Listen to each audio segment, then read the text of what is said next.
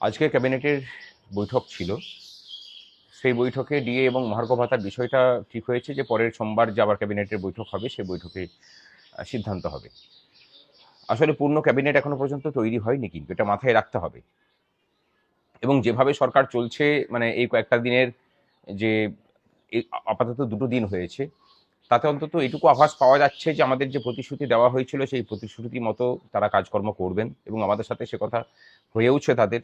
যারা দায়িত্বপ্রাপ্ত আছেন তারা এই কথা মৌখিক আশ্বাস তারা দিয়েছেন যে হ্যাঁ, যে প্রতিশ্রুতি যারা দিয়েছিলেন তার সমস্ত কিছুই পালন করার জন্য তারা দায়বদ্ধ।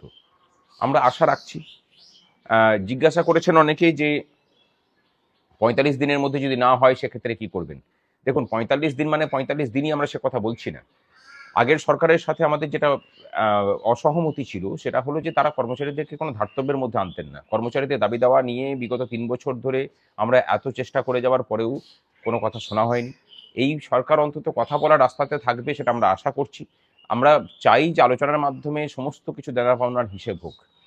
প্রশাসনিক রদবদল নিয়ে আমরা খুশি, কিন্তু সবটা খুশি না হলেও আমরা কিছুটা হলেও খুশি। কারণ দেখতে পাচ্ছি যে দুর্নীতিগ্রস্ত যেসব আধিকারিক ছিলেন, যারা মূলত আগের সরকারের আমলে থেকে দপ্তরে দপ্তরে কাটমানি সিন্ডিকেটটা চালিয়েছিলেন, তাদেরকে সরানো হয়েছে, নতুন মুখ নিয়ে আসা হয়েছে। কিন্তু এখনো পর্যন্ত অনেককে থেকে গেছেন যারা কিন্তু চূড়ান্তভাবে দুর্নীতিগ্রস্ত ছিলেন। তাদেরকেও মানে বাইরে করার ব্যবস্থা করা হোক। এবং তারই সাথে নিচের স্তরের কর্মচারীদের যখন ওখানে পুনর্বহাল করা হবে, তখন এই দপ্তরে দপ্তরে প্রতাপ নায়কদের যে সিন্ডিকেট চলতো সেই সিন্ডিকেটের লোকজনকে ইমিডিয়েটলি বের করতে হবে। তাদেরকে বের করা হোক, সেখানে নতুন মুখ নিয়ে আসা হোক যারা মানুষের জন্য মানুষের হয়ে কাজ করবে, সৎভাবে প্রশাসনটাকে চালাতে সাহায্য করবে। আর তার সাথে প্রতাপ নায়ককে ডিটেলমেন্টে পাঠানো হয়েছে। আমরা মনে করি যে তার বিরুদ্ধে যা অভিযোগ আছে সেই অভিযোগের ডিপার্টমেন্টাল প্রসিডিংস করে দরকার হলে তাকে চাকরি থেকে মানে বরখাস্ত করার রাস্তাতেও সরকার হাঁটুক। সরকারকে আমরা সহযোগিতা করার জন্য সম্পূর্ণরূপে প্রস্তুত। আশা করি যে সরকার সেই সহযোগিতা নিয়েই মানুষের জন্য কাজ করে চলবে। আমরা যেমন প্রাতিষ্ঠানিক দুর্নীতির বিরুদ্ধে আগেও সরব ছিলাম, ভবিষ্যতেও সে পথ দেখলে পরে আবার রাস্তায় আমাদের সাথে দেখা হবে। আমরা আছি